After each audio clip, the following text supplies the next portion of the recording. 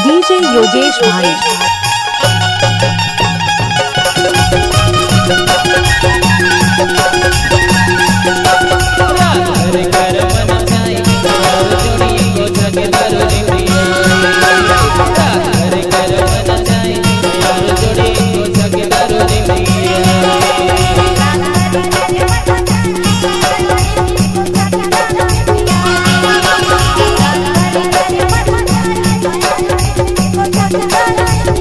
DJ Yogesh भाई।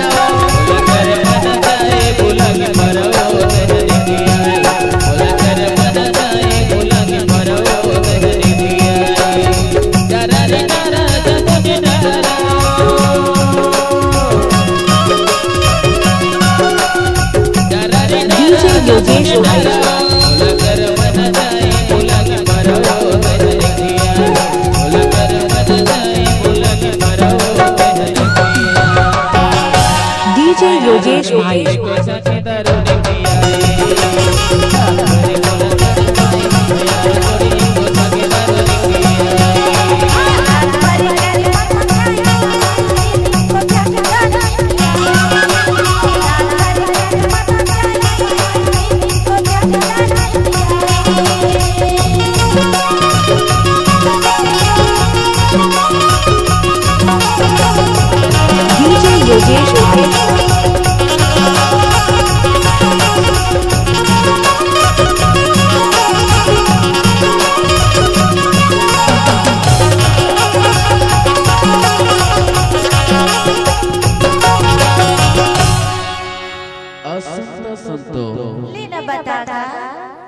DJ Yogesh भाई।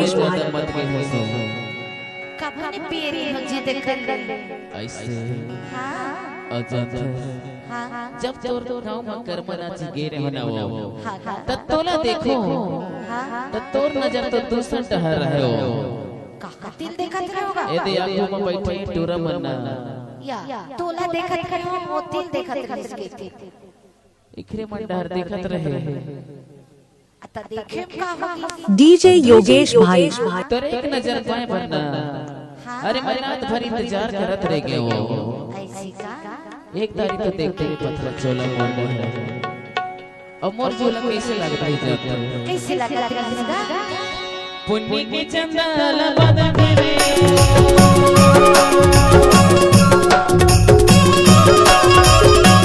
पुण्य के चंदन बदन रे डीजे योगेश भाई।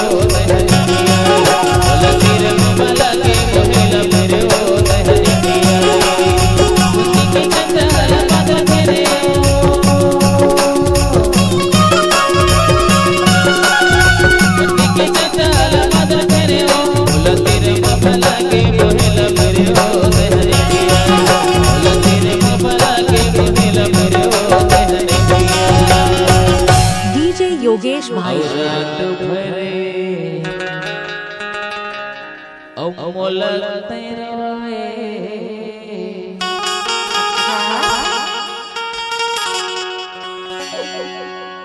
रात भरे मोला तेरवाए ए मयर में देखो जाके दरोनी डीजे योगेश